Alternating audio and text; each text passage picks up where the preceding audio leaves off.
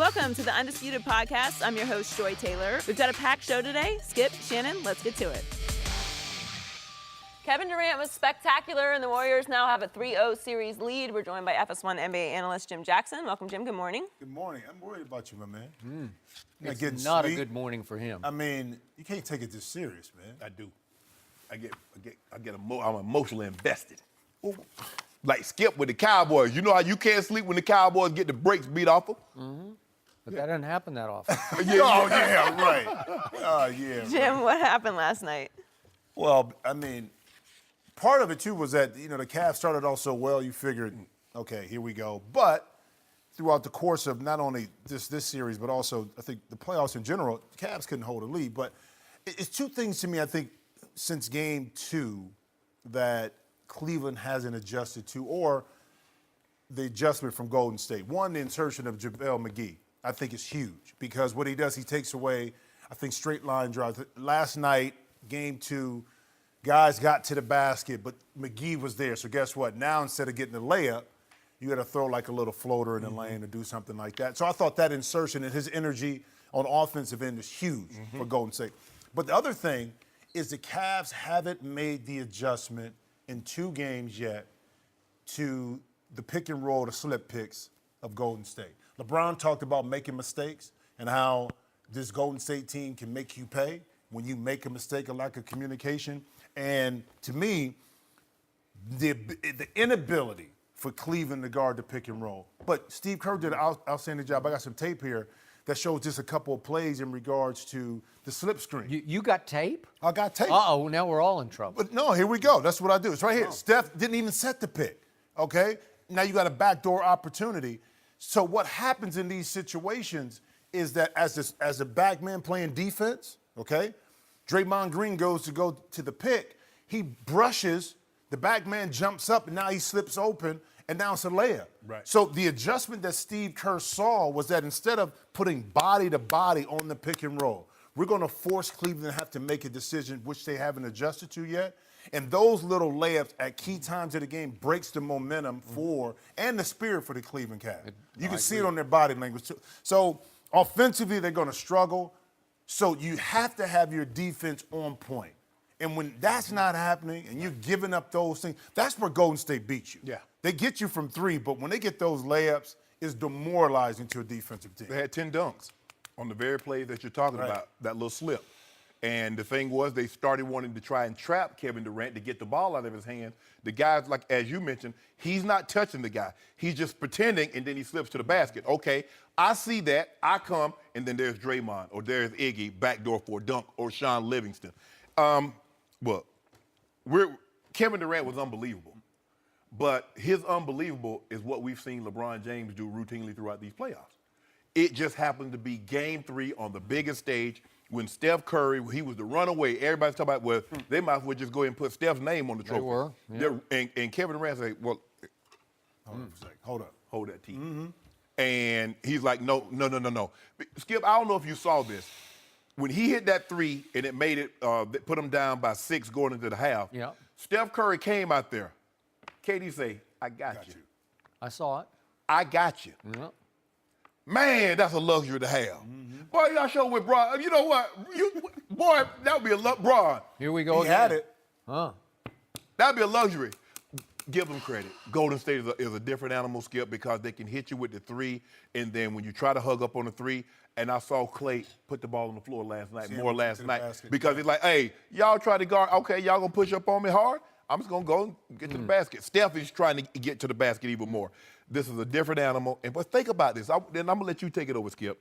We just had a debate, the previous segment, about who's gonna be the MVP, Steph or KD. And that's what LeBron's up against. Yet, last night, Game 3, pivotal, crucial, turning point. Who had the most help, KD or LeBron?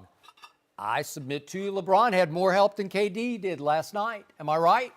Well, no, I know. Kevin Love had 20 and 13? He had guys that scored, but the threats were still on the court that opened up the opportunities for KD. Whether Steph and Klay are hitting shots, you still have to honor that, and you still have to keep that space. Oh, yeah. You got, because that big 3 that Steph hit, You knew it was going to happen sooner or later. The drive that Clay got, crucial time. So, yeah, the numbers may not have been there, Skip, but those threats force you to have to play defense a different way. So Steph Curry went 1 for 10 from 3, and Klay Thompson had the quietest 10 points maybe of his playoff career, because I don't even remember, except for that one basket, him scoring the other 9 or He had a big whatever it 3 was. in the corner, too. He had a 3 in the corner. Yep. And Draymond Green had all of 10 points and 2 total rebounds in the game. And the Cavaliers, once again, crushed the Golden State Warriors on the backboards because they are clearly the more physical team. And yet and still, the best player on the floor by far on both ends of the floor was one Kevin Durant. He saved everything about Golden State. And what drove me craziest was, and we've talked about this earlier, I'll bounce it off you, I wanted to see LeBron James' body language be, I'm taking Kevin Durant in the fourth quarter. Because younger LeBron, I saw him against my Spurs. It could be Tony Parker. And he'd say, I'm going to take him out of the game. And he would literally suffocate little Tony Parker, where Tony couldn't even dribble the ball past half court. Took Derrick Rose in the Eastern Conference He Finals. did. That's right. He'll just say, now that you can't do it for 4 quarters, but you can do it for 1, which is the fourth quarter. Yes. And I wanted to see him last night say, I'm fighting over every pick. I don't care who's coming. It was Steph Curry coming to pick him. And LeBron was just giving up and giving in to the picks. Like, okay, I'll just fall back and go behind the pick. And you take him, Rodney. You take him, Kevin Love. No, you take him, LeBron. Set the tone for your team. And to all your points, remember, we're still talking about a team in the regular season that was the 29th worst defensive team in pro basketball. 29 out of 30, that was LeBron's team. And LeBron had a poor defensive year by his standards. You're talking about how he rests on defense. But last night, when it's time, this is the series. It's in the balance. And you can't fall back behind picks because LeBron, high basketball IQ, would say, okay, I got Kevin, because Kevin's bringing the ball up the floor every time. He's playing point guard, and LeBron's, hunkered down like, I got him. And then all of a sudden, Steph would come to pick. He'd say, okay, I fall back. No, I agree with you on this. What frustrated me yesterday was watching the willingness of the Cavs, not just LeBron, to switch a screen when you didn't have to. You're right. Because the game plan is, okay, we're going to switch on the screen. Fine. I don't get it. But what Cleveland was doing and what Golden State was doing when the screen was coming together really wasn't a screen. So you could get over the top, especially when it was high out, and you can keep and maintain the current defender. So you kind of sell yourself out a little bit. And I think as players, we'll take the easy way out a lot of time. And if the game plan is to switch, you're going to switch. Switch it. But really, when you don't have to put a Kevin Love 3 or 4 consecutive plays on Kevin Durant up top. Now that breaks down the defense. When I'm watching a game and get frustrated, to me, I'm sitting there watching that. I know the Cavs are not as capable offensively to stay the firepower with Golden State. But one thing they can do is take away and negate on the defensive end some of those opportunities. That keeps you close enough that you can make some plays offensively late. But what do you have to be able to do? See, a lot of people think defense is about athleticism. It's about communication and thought process. No, it's also just about your heart and your guts. But If you do you want to play defense or not? But Skip, you got to understand, okay, this is what they're doing. They're really not picking. They're just half-hearted. They're basically slipping it. Yeah. So basically, he's just coming up there to flash me, and he's going to roll to the basket. Yep. So, okay, this is the way we're going to do it now. I know they're not. I'm just going to hug up. So when he starts to come, he starts to roll back, you stay there. I'm going to hug up on KD. I'm going to make it a little tougher for him. Everybody. They were setting that pick damn near at half court, and LeBron was falling back to the top of the key. No! You don't have to. They're not going to. Look, Kevin Durant had it going, but he ain't about to shoot from half court. So hug up on him. Steph might. Yeah. Another thing that hurts this team I was watching, I don't know if you noticed this. Notice when Cleveland gets a defensive rebound, who pushes the ball all the time up the court? Or 90% of the court time? LeBron James. And where that hurts you is you have an opportunity to get a fast break, but immediately they got to give it to LeBron. Right. The lack of having that other person on the court that can push it really quick. Draymond will bring it up. Iggy will bring it up. Think about how many Steph. times you take away some easy. I'm not saying even layers. What if you get down real quick? Okay, I got you. I just think their whole mindset and game plan is to keep it. Take you out. But no, I understand that. But there's times when you can exploit that. Especially him, if you get him out on the break. Especially at home, too. Yeah. Okay? But not having that other player in those situations, I think, really inhibit Cleveland, let's say when they're having some struggles offensively, to getting some more easy baskets. That's why just don't have it. That's where they really risk Kyrie, because Kyrie could get the ball and he's gone. And plus, he could finish it. Really, only LeBron and Kyrie could finish at the rim. They're not finishing. JR is not bringing the ball up the court and finishing at the rim. Right. George Hill, that's not what they're good at. Now, if you got somebody open, Kyle Korver, you got guys running the wings, they can push it and kick. Right. But Kyrie was a guy that could get the ball and he could finish. LeBron can finish. But we're not done yet. They're not. I like how you said you're not gonna get you at home. If they don't make the adjustments to that slip screen and that pick and roll and how they're gonna play it, it's gonna be long because all they're gonna do. Listen, as well as Cleveland play, you look at it down 5 or 6 points at halftime. Think about the body language, how you feel. We've shot our butts off. We've done everything right. We're only up 5 or 6 points. They have to figure out defensively, I think, how they're going to play that. They're going to trap it hard, or they're going to stay at home. Ty Lue is going to have to make that, even push him out a little bit further. Because right now, the way Golden State is operating their offense, those passes from the top, they're short enough that they can hit them quick. If you push them back a little bit, now those are longer passes. It takes longer for the ball to get there, and maybe they can rotate over. So all I know for sure is that the Cleveland Cavaliers had a 1-point lead with 3:11 left in that basketball game. And if you're better than Michael Jordan, you get them home. And you got blown out really 14-5 down the stretch, just the way last year in Game 3 you lost down the stretch 11-0. You just got to get it home. You got to take the game over. Well, the difference is, too, you see Kevin Durant. Kevin Durant can get into that mid-post and that turnaround jump shot inside the lane. He had two real – LeBron struggles at that part of it because he's so physical and powerful that he never developed that finesse part right in the middle of the lane. Because at the beginning of the game, they isolated LeBron right at the elbow in the middle so he can take over. Right. At the end of the game, it was Kevin Durant getting in those situations, those 2-point buckets. Yeah. He was able to convert. LeBron on the opposite end had some of those opportunities, but just wasn't as comfortable shooting those shots or converting those shots as KD. No mercy. Hey guys, Joy Taylor here. More Undisputed is on the way, but first, a quick word from our friends at Buffalo Wild Wings. At Buffalo Wild Wings, we'll admit that we often go overboard with our limited time offerings. We just can't help ourselves. Take our new signature sampler for $15. You get wings and 3 shareable options like fried pickles or cheese curds. Then there's our aptly named over-the-top nachos, a literal mountain of crispy tortilla chips loaded with your choice of pulled pork or honey barbecue grilled chicken, corn, jalapenos, and more. Then top it all off with our new Platinum Margarita. Go overboard with us today at Buffalo Wild Wings, Wings, Beer, Sports. Available for limited time while supplies last. Please drink responsibly. Now, back to the show. No mercy. Our next guest won 2 NBA titles with LeBron, Dwayne Wade, and the Heat. He also made 11 straight All-Star appearances and averaged nearly 20 points per game in his career. Chris Bosh, welcome to Undisputed. Welcome. Hi. Hi. Good to see you guys. It's a little early for you, but that's okay. A little early, but that's all right. You got the bling on, Skip. He's got it. That's important bling right there, Yeah. Shannon. I Let's never get to take it out much. So I'm just enjoying you guys. I knew I was going to see some special people today. Well, let's talk about the NBA Finals. LeBron and the Cavs are now down 3-0. What did you see last night? A game. It was. It's one of those things where Golden State is a very good team, and as well as a start as Cleveland had. Eventually, the defensive lapses, the lack of ball movement ended up catching up with them, and they didn't shoot the ball well, and Golden State shot it well, even though Clay and Steph had off nights. So defensive lapses, you realize that all year long, the Cavaliers were a poor defensive team. Yes. They finished 29th out of 30 teams. So is this a surprise that they break down and make mistake after defensive switch mistake? No, it's not a surprise. I think, one of the interesting things about sports, the NBA especially, is that you kind of have to, I'm sure you've heard the term building habits.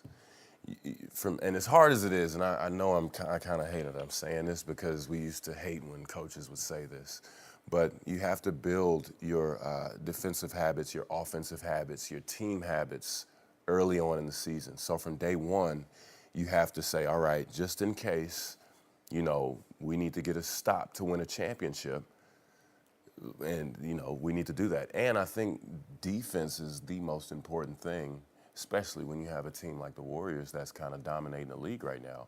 I think defense should be a main priority for everybody.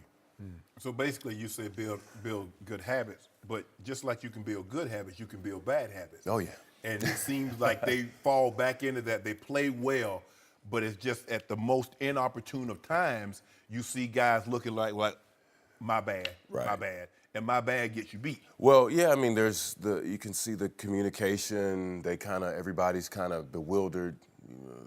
Guys are getting dunks. I don't think Sean Livingston's missed a shot.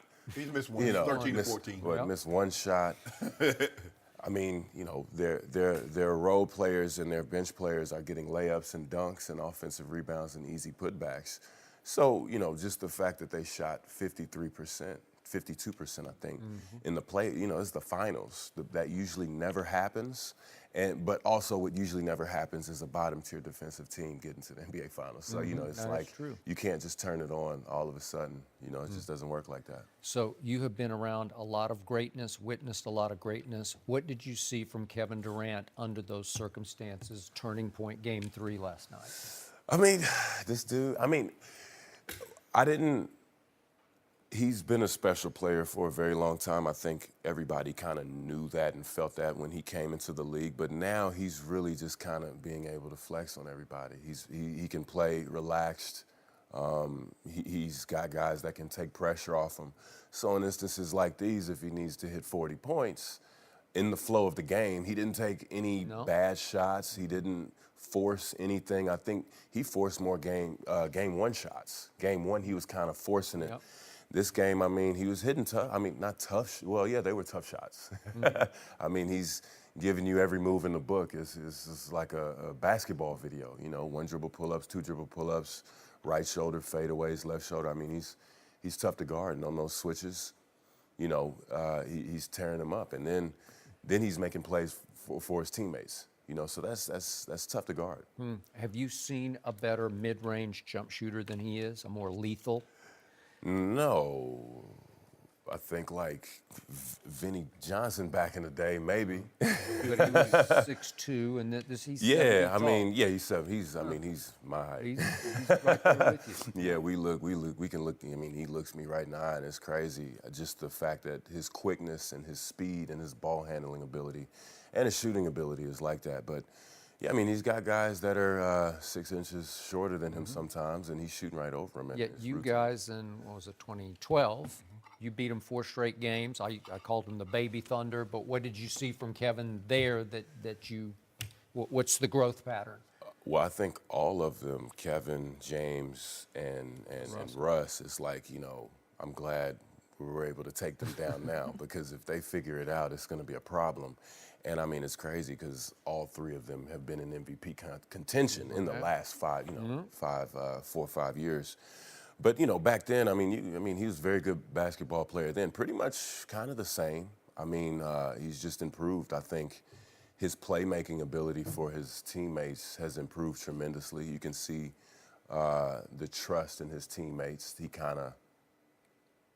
He gets off the ball a lot more, and they just go out there and play basketball. I just remember in 2012, LeBron posting him, and he was just too thin and didn't have his man body yet. Not that he has a huge body, but he's got some NBA strength to him now that he didn't have. Yeah, no, and he's motivated. He's motivated. You can tell he wants to be the best. Even on defense, he's bringing it on the defensive end. Even when he's off the ball, I think during the regular season, I can't even remember who they were playing, but you see a guy go by somebody, they think they've got a wide open 15-foot shot. He's coming from the other side of the court to kind of contest and block shots and rebounds and just do all the scrappy things to get another trophy. What makes him so difficult to guard? He's 7 feet. And he can handle it. And his shooting ability, I think he's got every move in the book, man. I think you kind of really see the evolution of basketball when you watch these guys play. He can finish left, finish right. He can post up. Mid-range game is good. He can pull up for a 30-footer right in your face. And he'll pass the ball. So all these threats kind of make him tough to stop. And, he'll put you in the rim. His jumping ability and his athletic ability is uncanny. Is there any team that's currently constructed that can take them down 4 times in an NBA Finals? Or is someone going to have to team up? Oh, yeah, you got to team up. That's what KD did. That's the new NBA. You got to team up, man. And Well, I mean, you guys teamed up. we teamed up. Yeah. I mean, that is the dynamic of the league. It's too hard. Now, I will give Golden State credit, more credit than none, because their players they drafted just became. I don't think anybody saw Draymond Green being an all-star. Steph becoming Steph Clay. being an all-star, and nobody even drafted. Nobody wanted to draft him, and he slid a little bit. The Warriors saw something. Klay Thompson had a buzz, but not like that. Right. And then these guys were like, "No, I'm good." And KD, he teamed up with those guys after the Cavaliers. But y'all took didn't him go down. join a 73-win team, though. That's true. But that ain't none of my Chris, that's none of my business. That's none of my business. That's none of my business. What was it, Joy? Not 5, not 6, not 7. Right? We Well, try to forget that. Hey, no, don't remember it. That was the mentality, and hey, you shoot for the moon, you land in the clouds, right? That's what they say. So, I think that's the dynamic of the league. You got to team up, man, and if a team has cap space, if they have the potential pieces in place, you can plug right in and take them down. So how different was the LeBron you watched on television last night versus the one you played with 11, 12, 13, that LeBron? It's way more pressure on him. Now it's kind of this narrative to where it's not even the Cavaliers, it's LeBron against the Warriors. That's a lot of pressure, man. I mean, what is he's averaging, his numbers averaging in the 38, finals. 11, and 9. In this finals. In this finals. What about all 4? You have that? I didn't do the numbers or anything, but it's probably close. Well, he was a triple-double last year, 34, 10, and 12. He was averaging coming in 34, 9, and 9. Yeah, usually if that happens, if your best player is getting numbers like that, you win. Yeah. And the fact that that's not happening, I think he's shouldering a lot, probably more than anybody else has had to shoulder in the history of the game. So I will say that I want you to repeat what you just said again, Chris.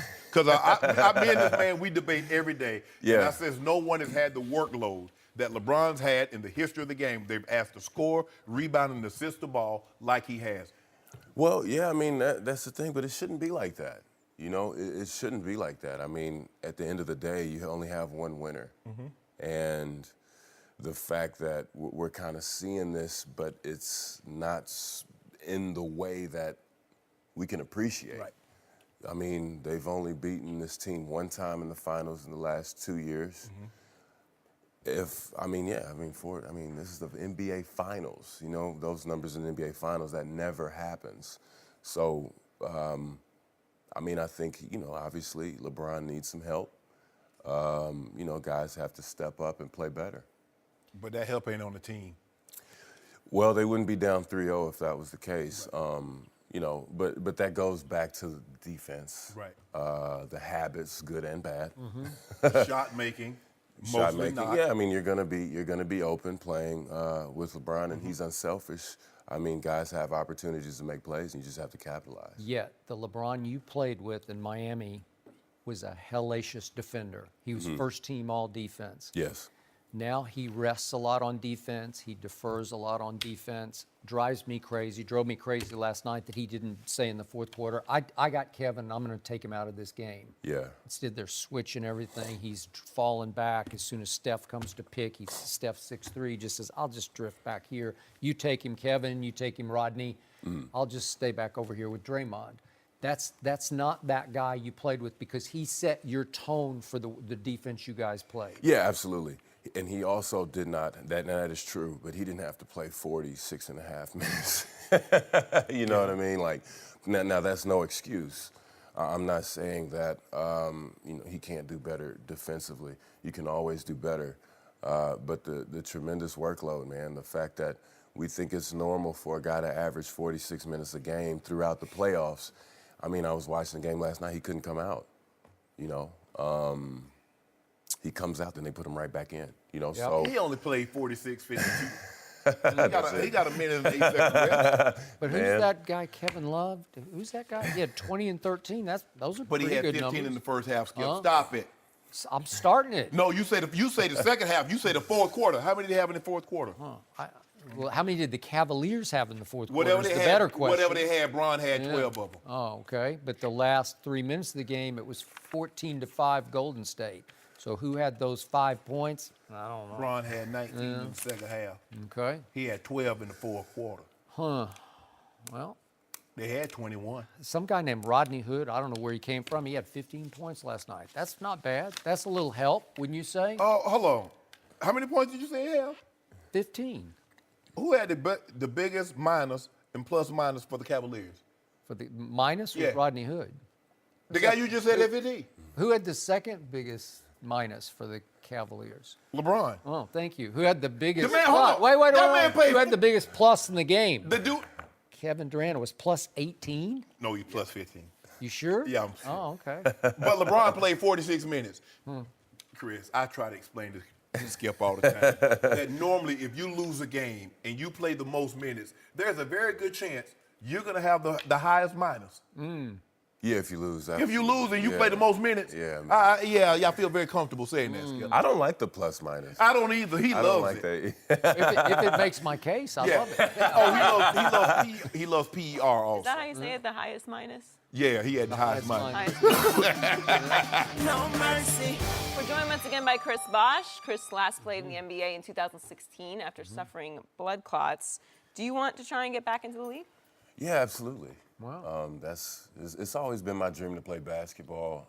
The further I've been removed from the game, I understand how special it is, especially now. I mean, I think everybody's kind of really seeing the game grow and seeing all these special players play, and I miss it. And how dangerous would it be to risk playing again? Well, those are definitely questions we have to answer. We've been working with doctors and things like that, trying to find the answer. So that comes along with getting out there on the court. And I've spoken with the commissioner, and, he just told me, hey, you find a way.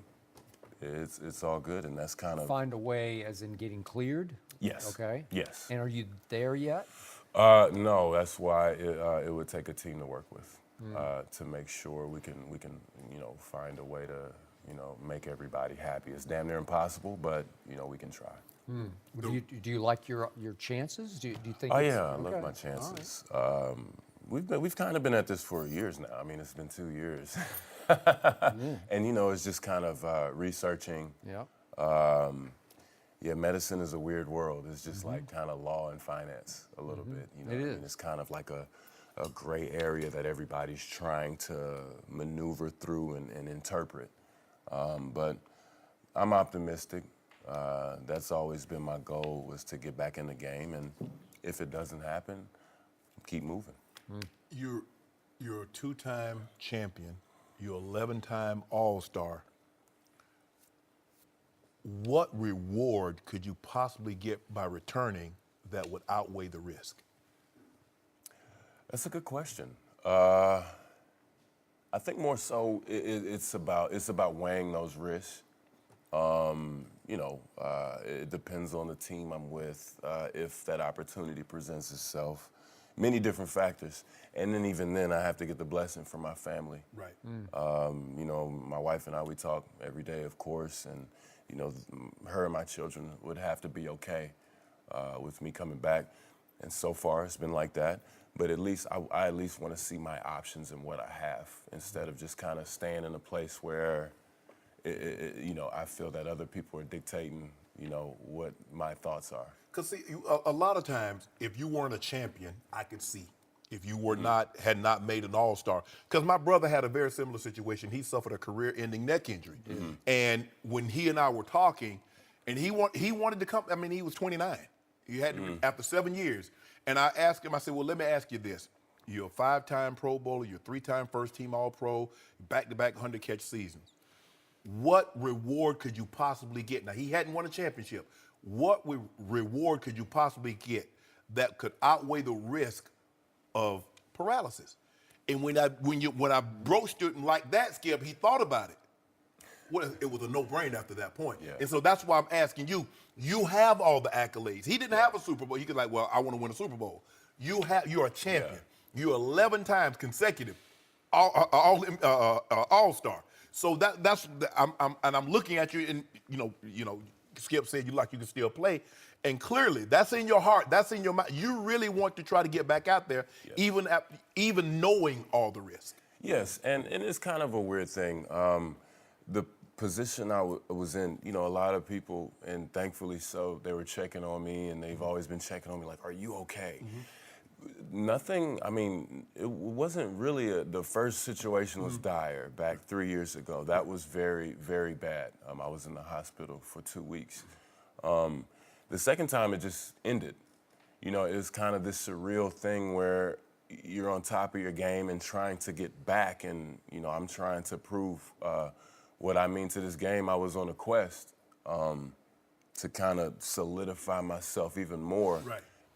There were things that I wanted to do, especially with LeBron not being in Miami again. I wanted to try to lead Miami to compete for a championship. Right. That was my goal. You wanted that Miami Bosh to be Toronto Bosh, the 2010 guy. Yeah. Way better, though. A better version. Okay. A better version. But, yeah, that kind of ideal. And then it was just all over one day.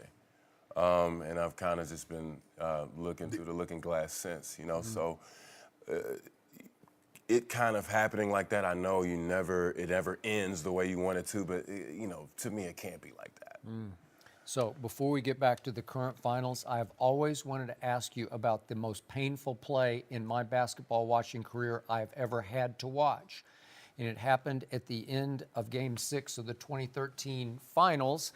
And I've always wanted your version of this play because I need some therapy because I'm a Spurs fan. We talk about it all the time, but it obviously led to the Ray Allen shot, the greatest clutch shot I have ever witnessed. Yeah. So walk me through that play. LeBron takes the three to tie, and you're underneath. What are your memories from that point? Okay, so how do you remember it? I just want to. I know my count. Okay, so LeBron missed and the ball bounced. What I remember the most is Tim Duncan is not in the basketball game for reasons I still don't quite comprehend, but it was defensive matchups where they wanted Danny Green on LeBron, and Danny Green took off running. But the point was that you go up over like Ginobili. There's nobody inside as big as you or as tall as you are, and you snatch the basketball and make a great find and feed to the corner, which was very clever and poised on your part to find Ray, who had to hustle all the way back from underneath to try to get his feet back across the three-point line, right? Sure. Yeah. Okay. So keep going. So I'll kind of rewind all the way back a little bit. Kawhi misses a free throw. We drew up a play. Spo drew up a play in the timeout before we fouled.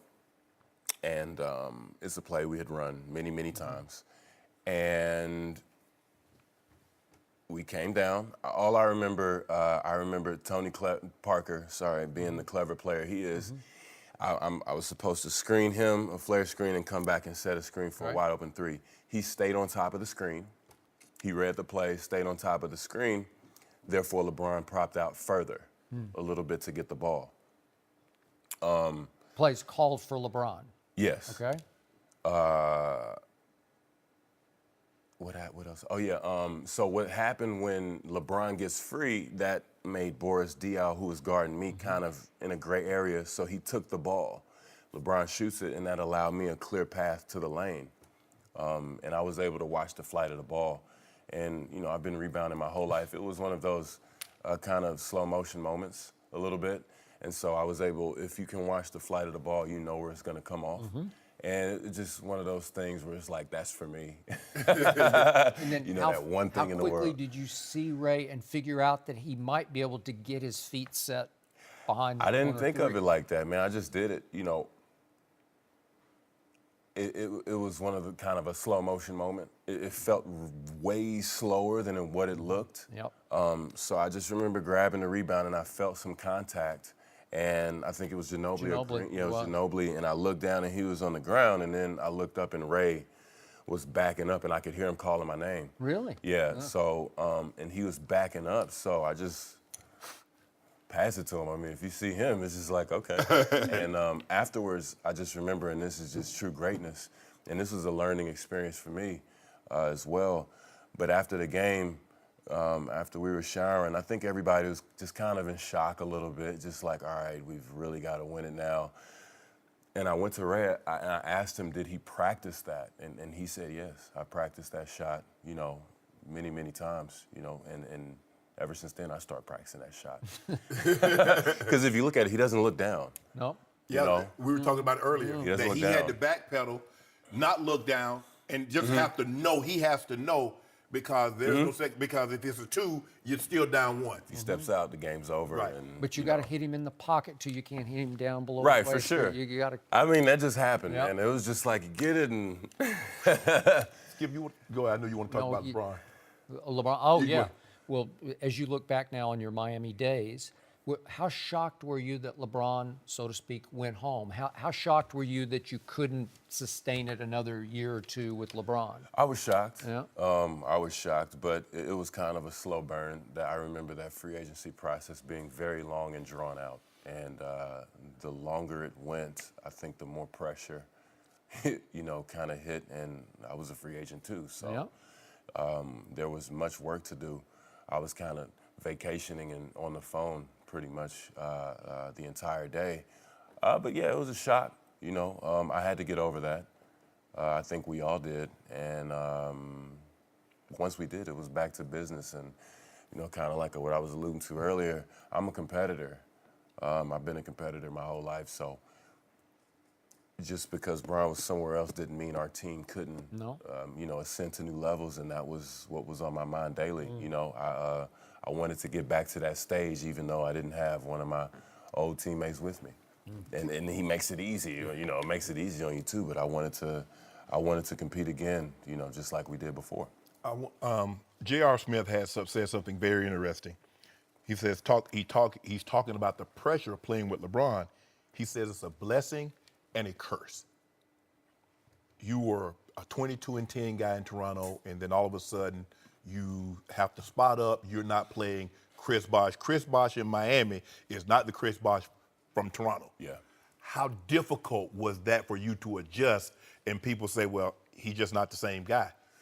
It was very difficult only because of those quotes like that. Yeah. You know, I understand the stat-driven thing, but I eventually got to a place where the game of basketball is the same across the board. You know, I can play this game. Right. And I had to figure that out. And what I loved about it afterwards was that, okay, to me, I was more of a limited player in Toronto. It was more of a right block situation, pass it to me, and we go from there. Right. In Miami, I was all over the court, and it became fun, you know, to try and figure out and crack the code of how to be effective with no plays called for you. Right. You know, that's kind of a fun thing. Now it got to the point where I didn't want plays called for me anymore. I just want the ball to move. Right. To take advantage of kind of catch and go situations, catch and shoot situations, right side of the floor, left side of the floor. I had to try to perfect the game of basketball by doing more. And that's fun. Right. You know, that's very fun. And, you know, LeBron is going to pass it to you. Even though it's hard, you can still expand your game and become a better basketball player. No mercy. Hey guys, Joy Taylor here. Before the show moves along, I wanted to tell you that support for the Undisputed podcast comes from our friends at Rocket Mortgage by Quicken Loans. They understand that home plays a big role in your life and family. That's why they created Rocket Mortgage. Rocket Mortgage gives you the confidence you need when it comes to buying a home or refinancing your existing home loan. It's simple, allowing you to fully understand all the details and be confident you're getting the right mortgage for you. Whether you're looking to buy your first home or your 10th, with Rocket Mortgage, you get a transparent online process that gives you the confidence to make an informed decision. It's convenient. Our trusted partners allow you to share your financial information with Rocket Mortgage at the touch of a button. And in addition to getting a real mortgage approval in minutes, you can even adjust the rate and length of your loan in real time to make sure you're getting the right solution for you. Rocket Mortgage by Quicken Loans. Apply simply, understand fully, mortgage confidently. To get started, go to rocketmortgage.com/undisputed. Equal housing lender, licensed in all 50 states. NMLSconsumeraccess.org, number 3030. No mercy. The Cavs are one loss away from being swept in the NBA Finals. When their season ends, the focus will turn to LeBron's next decision. He is expected to be a free agent next month, and the Rockets, Sixers, and Lakers appear to be frontrunners to sign the King if he chooses to leave Cleveland. We're joined once again by Chris Bosh. Chris, where do you think LeBron will play next season? It's a very good question. I mean, I think it's a bunch of different ways to look at it, but it depends on what he wants. I think if you want to compete for a championship, you go to Houston. I don't really see anywhere else being able to right away next year. I mean, if you look at the Warriors, they're dominating the league. And as a competitor, you want to see somebody knock them off. It's just the nature of the game. You know what I mean? So I think he would have the best chance teaming up in Houston. Yeah, Chris Paul has already declared he wants the Max to stay in Houston. Yeah. You guys, to your credit, everybody took a little less, right? There's some sacrifices made to get you three together in Miami. Yes. Right? Yeah, I mean, yeah, that's kind of one of the words that you kind of have to use. Yeah.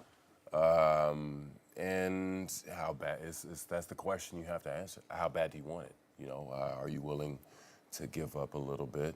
I mean, I think KD took a little bit of a haircut. He could have been a lot more aggressive. Klay Thompson is coming up soon. He is. Steph Curry's coming up soon. They just signed Steph. Draymond's coming up in 2 years. Sorry, yeah. Clay is up Draymond. after next year. You know, so yeah, I mean, there's a lot of questions to be answered, but yeah, I mean, maybe Chris is thinking in a certain aspect, but if him and Daryl talk, and you know, Daryl describes Daryl Morey, describes what he's trying to do, then it's on Chris Paul as a businessman, as a basketball player It would to be. figure But that to out. add LeBron to that mix, even though this is a very soft cap as opposed to the NFL's harder cap, but I think you'd have to lose Clint Capella, who I think was pretty important to that mix this year. Absolutely. Right? But don't underestimate Daryl Morey. He's a smart guy. I think he can figure out a way.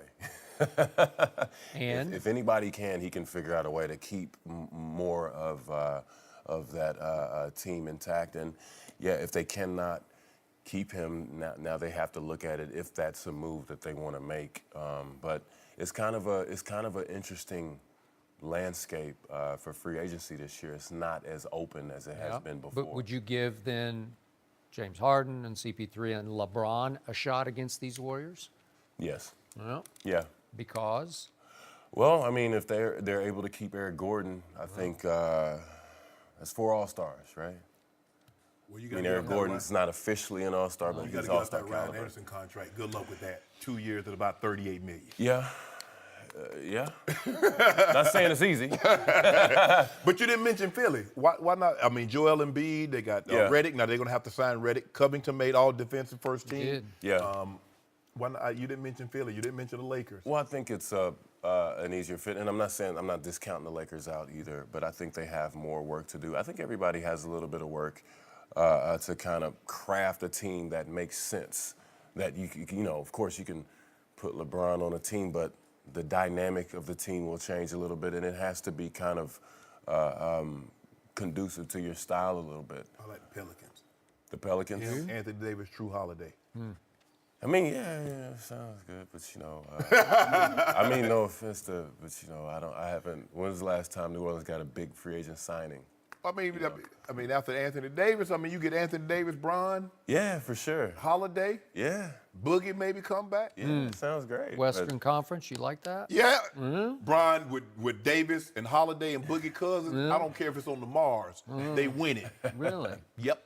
So, Chris, you know LeBron's mindset fairly well, having been around him a lot. So what do you think, after 15 years in this league, he would think about wanting to come to Los Angeles family-wise? They own a couple of homes here in the Brentwood section, very exclusive. Would that appeal to him as he winds down a little bit in his career? Yeah, I mean, I think that's an appeal as well. And they have a ton of cap space and could potentially get more. So they could make a couple moves, and they have a great young core right now. I think their young guys are phenomenal. They've had a couple of surprises, too, through their draft. They've drafted very well. So they have the dynamics there as a team, as does Philly. And just to jump back on the point with Philly, I don't know. I mean, I think they have to be okay with Ben Simmons kind of taking a step back. And, you know, I don't know if they want him to do that. I think, you know, he's obviously a special player with him, Embiid, and Covington in their starting five. I mean, that's defensively, I think they can be a dominant team. They can. And do you want to do that? Does that make sense by bringing LeBron in? They have to answer that question, too. But I think if you go to the Lakers are going to have to give up some of those young pieces because they want 2 max guys. Yeah. So, yeah, somebody wants something. It's not just going to be like, oh, yeah, you know, yeah, you can sign LeBron and then, you know, LeBron, let's just say LeBron, Paul George. How do you keep Ingram? How do you keep Randall, Cook, Kyle Kuzma? How do you keep all those guys? Somebody would have to go and it'd probably be Julius Randle to start. So you going to keep Kuzma, Bron, Paul George, and Ingram? And Lonzo. No? I don't believe they could beat the Warriors. Well, I mean, that's the thing. You have to. Okay, but then he'd be giving up that for quality of life. It would be the L.A. experience. Look here. Nice place. It's a nice place, you know, but it's a very intense experience being a Laker from what I've heard. You know, so the spotlight is on. Oh, just because of the tradition. Of course, I mean the Yeah, tradition. I mean, Magic, I've been to the practice facility. I mean, you've got the greatest players to ever play the game watching you every day. And all those banners. Although, yeah, the banners, they have the retired numbers. I mean, they even got, you know, the announcers. Yeah. I mean, everybody is just like, you feel like you have to stay in the gym all day to work. Bron ain't about no quality of life. No. Bron about them championships. Really? So when you got that kind of money, you can have quality of life anywhere. So Bron about championships. Really? Where can he go and immediately contend for a title? 3 championships and 6 championship losses. That's what he's got to deal with. Well, he gonna be he about to be 5 and 6 when he goes somewhere else. 5 and 6. 5 and 6. He going back next year, gonna go to 10 in a row. Well, that would eliminate the Los Angeles Lakers, right? Yep. Well, and you're unsold on Houston. You ruled that out. Yeah. No? I just don't see Chris Paul, James Harden. All those guys need the ball, want the ball. Now Chris and James did a great job of playing off each other. What you gonna do with Bron? Well, and you have a point, but I think now the narrative has kind of changed, man. I mean, the Warriors have changed the game. Steph alone has changed the game because he's kind of like such an unselfish superstar. Yeah. LeBron is an unselfish superstar as well, but Steph, I mean, he gets off the ball quick. I mean, they just play. Their style of play is so different, and I mean, they move the ball as great. They ain't moved the ball last night. They ain't moved the ball. That was all The Kevin Warriors? Durant. That wasn't no move. Well, I mean, hey, don't get me wrong. It's nice to go to KD and ISO. I'm not saying that, you know. But usually the ball is snapping, the style of play, and I think the dynamic has changed to where when you team up, you have to still play a style that works and that can beat these guys because that's what it's about, beating the Warriors right now. Well, it'll be very interesting to see what LeBron decides to do. Chris, thanks so much for Way to joining go. us. No mercy. Kevin Durant made his case to repeat as the Finals MVP last night. He had a playoff career-high 43 points and added 13 rebounds. In the first 3 games of the series, he's averaging about 32 points and 10 boards. Steph Curry was the frontrunner before last night, but he struggled big time, missing 9 of his 10 three-point attempts. And there's LeBron, who's nearly averaging a triple-double, but his Cavs are down 3-0. So, Shannon, is KD now the Finals MVP frontrunner? He has surpassed him, Skip, because of what happened last night. Game 3, 43, 13, and 7. Because if you look at it, Skip, Kevin Durant's worst game in these finals thus far is a 26, 9, 6, and 3. Steph Curry's bad game was last night, 11, 5, and 6. KD is averaging 32, 10, and 7 on 56% shooting. I'm sorry. It was Steph. And Steph had a big old lead. But I think he got tired. That bear jumped on his back, and KD with them long legs just slow walked him down and pulled and surged ahead, Skip. Because right now, that's what they saw. They saw that performance. Skip, he's the sixth player to have a 40-10-5, 40 points, 10 rebounds, 5 assists in a road finals game. What are we talking about, Skip? I mean, you saw what you saw. It's 2-1. If he doesn't do this, it's 2-1. It is, and we're talking about a series. Yeah, exactly. You know? We're not talking about a series because of what he did. That is correct. He was so big stage dominant in a crucial Game 3, a turning point Game 3, that he rendered the runaway MVP, Steph, of the finals, a distant second in just a couple hours' time, 2.5 hours. Yep. You're a distant second. Really? That's how dominant he was. But what shocks me about Kevin Durant is, even ahead of last year's finals, Game 3, he'd had some shaky playoff games. I know his Oklahoma City finals and playoffs by heart. Trust me, he had shaky stretches for Oklahoma City. The year that Russ was out, they played Memphis with just KD as the man. Go look at those games. Really shaky, came up very small, and they lost to Memphis, and it was easy to say, well, wait a minute, maybe Russ is the guy. Maybe he's the alpha. Maybe he's the number one. And I got to hark back because you were all over Kevin Durant, as you should have been against the Rockets, because at the end of Game 4, was that not a disaster? Yeah. When Kevin Durant's dribbling the ball up the floor, should I take a shot? No, I think I'll pass it. I'll bounce it to Klay Thompson, who's gimpy already, running down the baseline away from the basket. Pinned in the corner. And what shots he got? What are you going to do with that? And Kevin, you just rise up and shoot a 20-footer? Right. You shot what'd they say it was, 30-footer last night? Oh, it's farther than 30 foot. 33? Yeah. He was way out there. Yep. Yeah, I think he was in Okay, Toledo. so disaster at the end of Game 4 against Houston. Then Game 5 and 6, really shaky because you correctly pointed out he's running from the ball at the end of those games. He does not want to touch the basketball. This is the same guy who did that last night. So it shocks me because I didn't see it coming last year in the finals. I just didn't see it. Like, the last thing I thought was that Kevin Durant's going to rise above the finals and outplay LeBron James. I thought maybe in concert that Kevin and Steph and Klay could outplay LeBron, and I picked Golden State to win, and Kyrie. But it was, obviously, you gave your guy a great shot last year, and most of the other analysts on the show, everybody was picking Cleveland last year, right? And Kevin Durant said no in Game 3 and really in Game 5, too. Right? Yes. So how do you figure this guy out? Because I haven't yet. I'm not sure what he's made of. Well, all I know is when it comes finals time, Skip, he doesn't score under 25 points. Every final games he's ever played, this is where he's at. So when you look at it, I mean, 32, 10, and 7, 56% shooting. Steph is 24, 6, and 8 on 39% shooting. What are we talking about? What's the last thing? Everybody, you say, don't be a prisoner of the moment. How can I not be a prisoner? You should be a prisoner. Yeah, he got my mind in jail with that performance last night. I can't think of anything else. Okay, what do you always tell me? Update your resume. What do I always say? What did you do for me lately, as in last night? Because I say what I see, and I saw the best player on the planet last night. Well, last night he was. Hey, Joy, this is how we're going to win Game 4. Because they're going to be wanting to get that old MVP, that old finals MVP, so they're going to be jacking up them shots, Skip. Oh, you mean they're going to be vines? Yeah, KD, like, I got it. Steph's like, I'm going to try and get it back. And that's how we sneak in and get us one. You know what? That's the one thing Golden State does not do.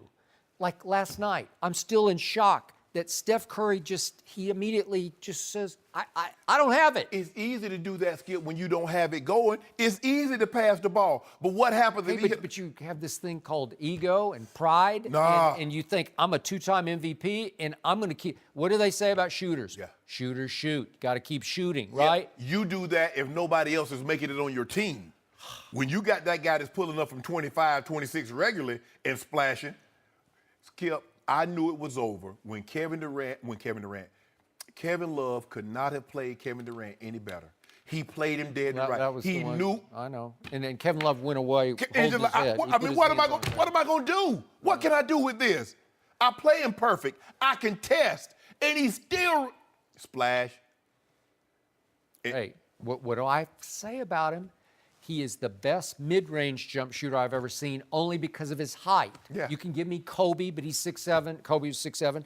Kevin's 7 feet tall, and he shoots it up high. And look what that release is. Well, look, that's like He's already 7 foot tall, so he jumps a foot that's off the as ground. high as Larry Bird's release was at 6'9". Yeah. What are you going to do? Nothing. You're not going to do anything. If it's going in, it's just going in. Right.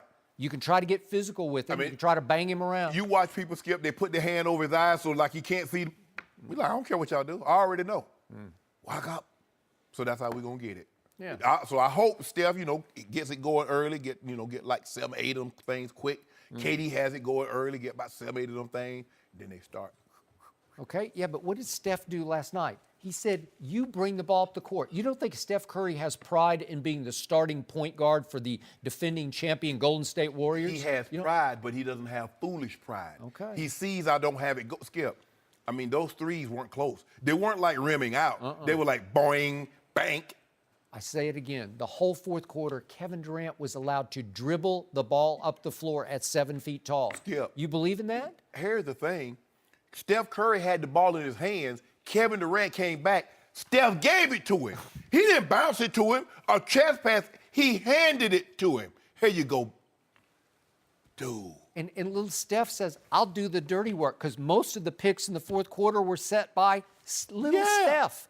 And they're half-hearted. They're just sort of like, I'm going to try to get in your way here, LeBron. But I think the foul trouble messed with Steph early because he got in foul trouble and he wasn't able to get a rhythm, Skip. I think that had a lot to do with his shooting. But hold on now, Cleveland, don't y'all think that man going to shoot like that again now? I mean, I hope he does, but I ain't putting no money that means something to me on it, that he going to shoot 1 for 10. What was he, 1 for 10? But that was a backbreaker, Skip. It was they a put big him up one. 4. Yeah.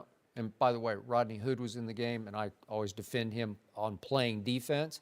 And if you see that play, Rodney Hood gets lost and thinks, I better run and cover Clay in the – No, that's Steph Curry. Just leaves him. But see, that's the thing that makes them so deadly, because when they get on the break, okay, stop the ball. Okay, if you stop the ball, that's Steph. He going to pass it to Clay.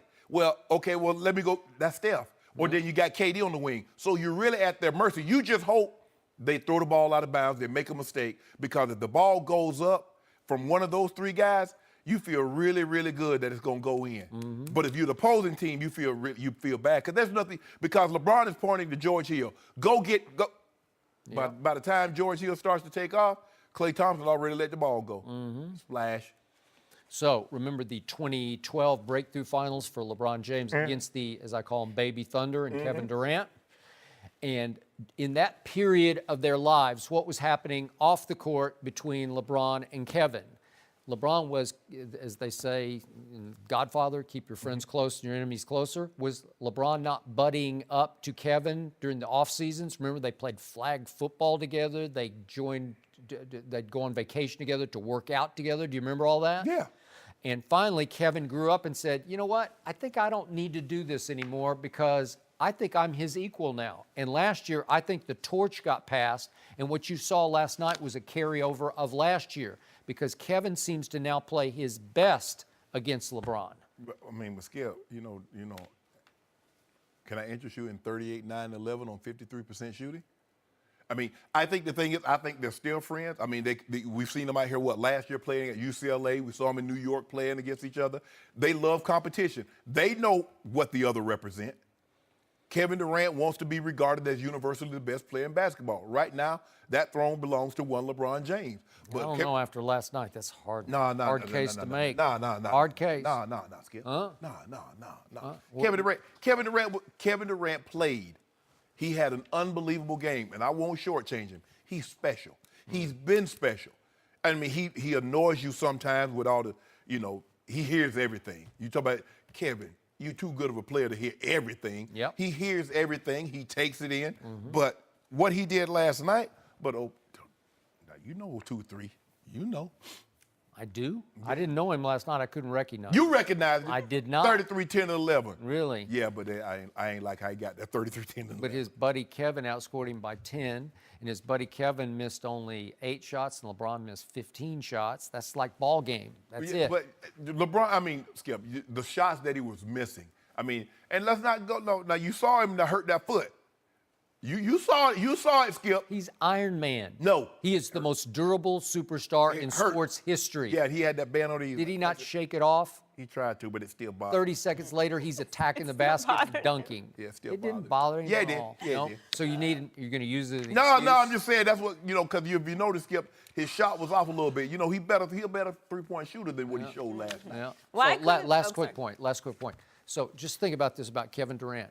That turning point at the end of game 1, he doesn't box out JR. What if JR grabs it, turns, and makes a shot? Oh, like he did last night? Like he got the rebound last night, Joe, and turned the ready shot? But think what it would do for Kevin's legacy. Then it would he not have been on the hook from that Or point this forward? conversation about Finals MVP. Wow. No mercy. Thanks for listening to the Undisputed Podcast. I'm Joy Taylor. We're back again tomorrow morning at 9:30 Eastern. We'll see you then. Fox Sports 1 of 1.